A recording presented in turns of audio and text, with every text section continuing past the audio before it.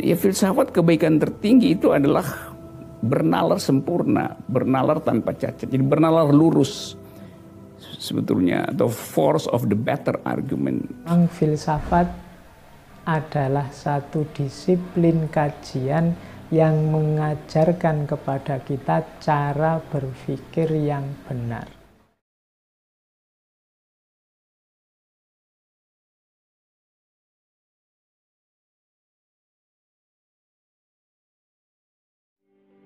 Filsafat sebetulnya mirip dengan matematik karena ingin menguji konsistensi. Matematik hanya menguji konsistensi. Jadi bagian yang sama antara matematika dan filsafat adalah di dalam memelihara keruntuhan penalaran. Salah bernalar dalam matematika dan salah bernalar dalam filsafat itu fatal. Artinya seluruh fasilitas untuk menghasilkan konklusi dibatalkan oleh gagal nalar. Di dalam filsafat namanya fallacies, gagal nalar. Nah itu yang saya pakai selalu untuk membahas sesuatu. Jadi kalau saya bilang rejim itu dungu, ya dungu karena gagal nalar. Karena inkonsistensi di dalam penalaran, dalam kebijakan. Bukan orang yang dungu, tapi cara berpikirnya dungu. Kebijakannya dihasilkan oleh penalaran yang dungu. Jadi orang bisa marah, silakan marah, tapi tetap saya tunjukkan bahwa itu gagal. Nah filsafat membantu kita untuk terbiasa menguji asumsi. Mempersoalkan hipotesis. Jadi itu gunanya filosofi. Jadi bukan berniat dari awal, keterusan aja buat kalau belajar matematik, belajar fisika, ada kenikmatan, tapi belajar filsafat memungkinkan kita untuk do thing the unthinkable.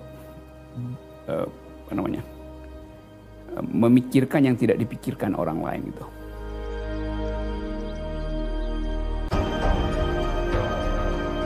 Saya masuk ke filsafat justru karena saya tidak menganggap itu menakutkan. Bagi orang lain mungkin menakutkan karena memerlukan penelusuran ulang terhadap keyakinan-keyakinan sebelumnya itu, past event itu.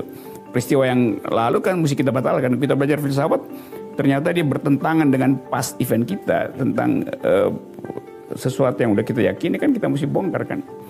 Itu yang sebetulnya mencemaskan dia. Jadi ya orang semacam itu ya nggak usah belajar filsafat kan. Jadi jangan dekati karena nanti bisa bunuh diri itu. Ya banyak orang yang nggak mampu dan akhirnya bunuh diri itu. Karena merasa terganggu tata tertib batinnya terguncang dan tata tertib pikirannya itu terlihat tidak rapi lagi. Oh dia merasa ya nggak ada gunanya lagi hidup. Tapi ketika dia bunuh diri justru dia bermakna. Ya karena misalnya apa tindakan yang paling berguna dan bermanfaat bagi seorang, ya bunuh diri dengan alasan apapun. Saya menggunakan filsafat untuk membongkar persembunyian ideologi, untuk membongkar sebut aja bahasa kekuasaan yang dipalsukan oleh penampilan publik seorang pejabat. Jadi saya memakai filsafat sebagai metode, sebagai alat berpikir gitu. Bukan sebagai aliran pikiran itu. Ada aliran pikiran postmodernisme, ada aliran pikiran eksistensial, macam-macam. Tetapi semuanya itu harus dianggap sebagai metode berpikir. Jadi dengan menganggap bahwa sebut aja seluruh kehidupan publik harus bisa dipantau melalui filosofi. Jadi melalui peralatan berpikir filosofi ya. Nah di dalam metode berpikir itu kita misalnya bertanya apa itu kebenaran itu. Kebenaran itu dalam filsafat, dalam metode adalah koherensi di dalam argumentasi. Saya periksa koherensinya aja kan. Di dalam filsafat kebenaran itu bukan keyakinan abadi yang harus kita tunggu pembuktiannya seperti dalam agama misalnya tuh. Kan ada kebenaran versi agama artinya ya tunggu aja kebenaran. Dan itu mesti ada kesabaran menunggu tuh. Nah filsafat bukan soal kesabaran, tapi soal kelancaran dalam berpikir, kelancaran berpikir. Nah gangguan berpikir itu yang disebut sebagai dungu.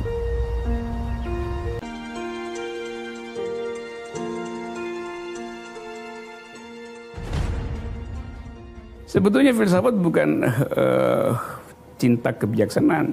Filsafat cinta reason, cinta nalar, bukan cinta kebijaksanaan.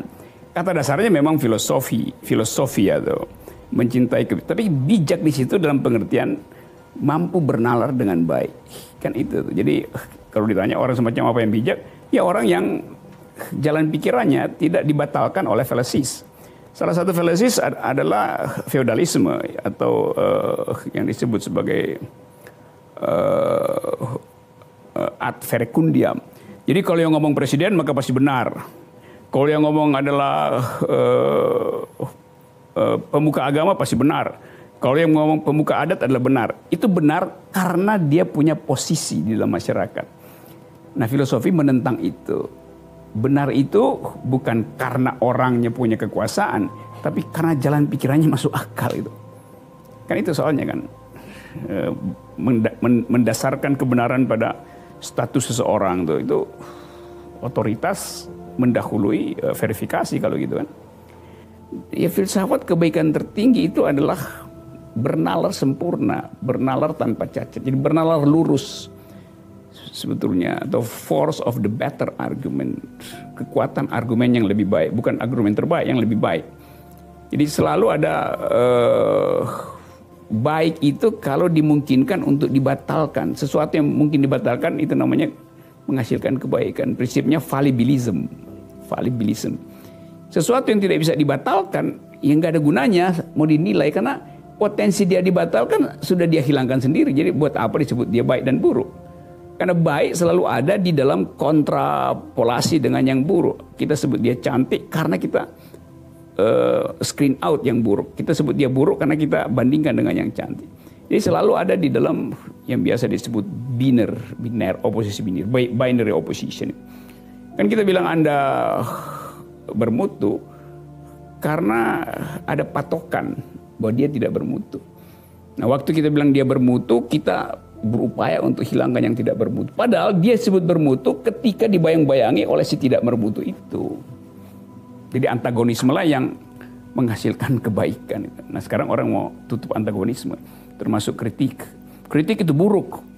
Dari awal kekuasaan di doktrin tertutup karena nggak boleh dikritik kan itu justru yang buruk kan. Karena antagonisme dihentikan.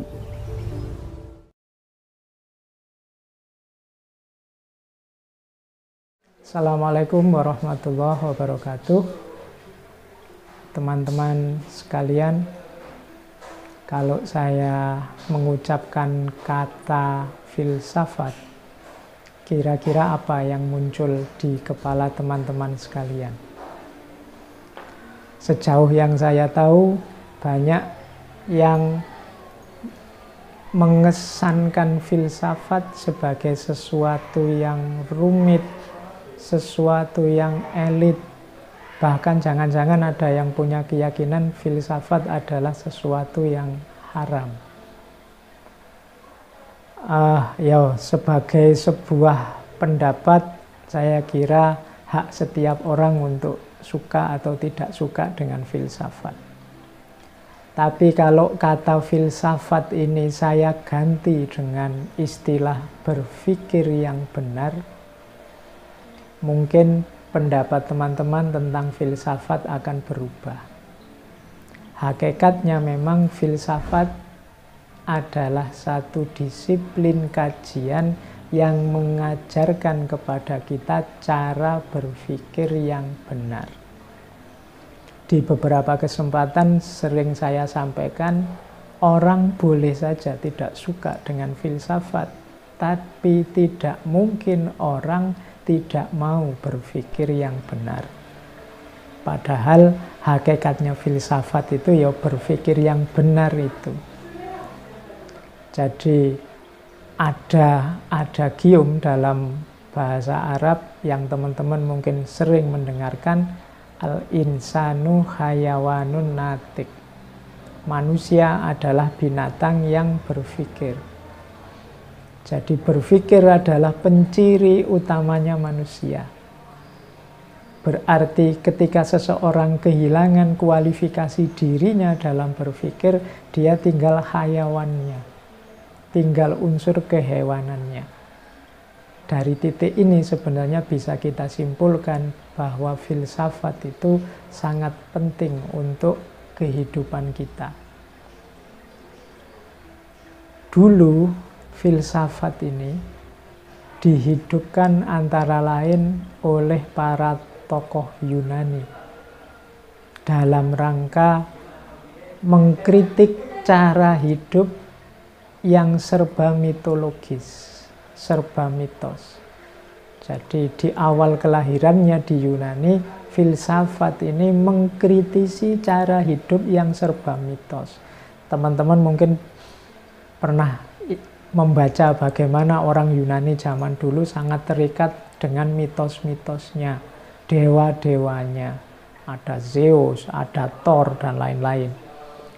Nah, filsafat hadir karena tidak puas dengan jawaban-jawaban mitos.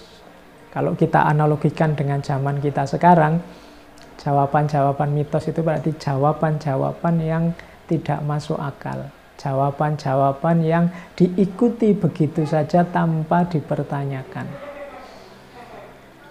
Dari sini sebenarnya bisa kita simpulkan bahwa filsafat itu mengajarkan kita untuk memikirkan hidup, tidak hidup begitu saja dan asal-asalan, tapi mengerti secara masuk akal apa dan bagaimana cara kita hidup.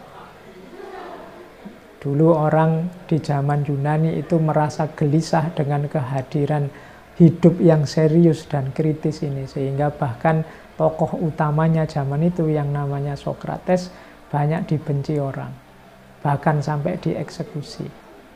Tapi pada akhirnya orang semakin sadar bahwa memang jawaban-jawaban yang coraknya mitos itu tidak memadai untuk kehidupan kita. Jadi argumen kedua mengapa kita harus belajar filsafat berarti apa? Kita dituntut untuk hidup secara serius, tidak asal-asalan, tidak hanya ikut-ikutan. Kita harus bisa menjawab pertanyaan mengapa, apa, dan bagaimana tentang kehidupan kita. Bahkan Al-Quran sendiri menyebut firman Allah yang menyatakan bahwa Allah menciptakan kita itu tidak secara iseng. Jadi Allah menciptakan kita itu dengan serius. Nanti bagi teman-teman yang membaca Al-Quran akan ketemu ayat yang bunyinya afahasibtum annama khalaqnakum abatha wa annakum ilaina la turja'un. Apa engkau anggap kami ini menciptakan engkau untuk main-main saja dan engkau tidak dikembalikan pada kami? Berarti Allah menciptakan kita itu untuk serius. Ada amanah dan tujuan yang harus kita jalankan. Berarti hidup memang tidak boleh asal-asalan. Kita harus serius. Untuk menseriusi hidup inilah filsafat hadir. Makanya katanya Sokrates, an unexamined life is not worth living. Hidup yang tidak diuji, hidup yang tidak dikaji secara serius adalah hidup yang tidak berharga. Nah, maka teman-teman semua, khususnya yang muda-muda, menjadi tanggung jawab kita, menjadi kewajiban kita untuk sejak sekarang berefleksi tentang hidup kita, untuk sejak sekarang merenungi, untuk sejak sekarang berkontemplasi, untuk sejak sekarang berpikir tentang serius, secara serius tentang kehidupan kita.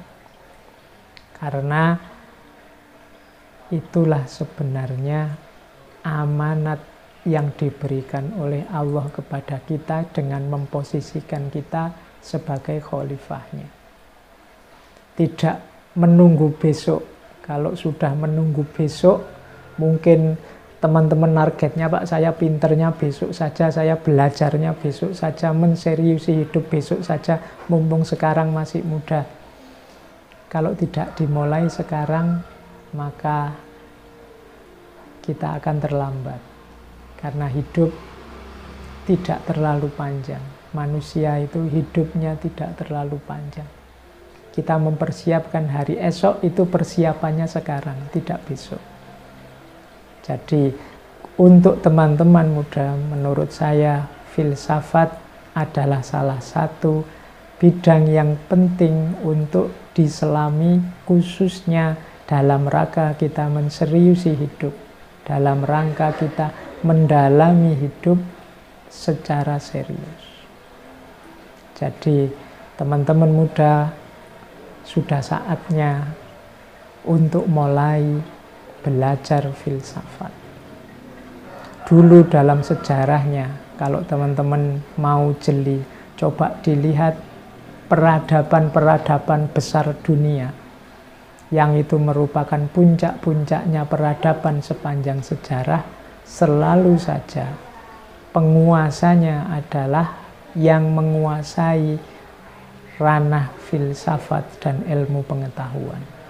Yunani dulu puncak peradaban, dan disitulah hidup dengan subur filsafat dan ilmu pengetahuan. Romawi yang nanti melahirkan peradaban besar Eropa juga begitu.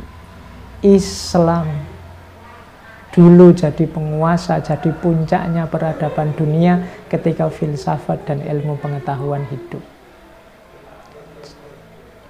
Dan sampai hari ini, di mana peradaban jaya, disitulah filsafat dan ilmu pengetahuan hidup. Ternyata bukan politik dan juga bukan ekonomi, tapi filsafat dan ilmu pengetahuan. Baik, saya kira itu teman-teman sedikit pengantar dari saya untuk memprovokasi teman-teman, untuk mendorong teman-teman serius dengan hidup, serius berpikir tentang hidup dengan cara belajar filsafat. Saya akhiri sekian, sedikit uraian pemancing dari saya. Kurang lebihnya mohon maaf. Wassalamualaikum warahmatullahi wabarakatuh.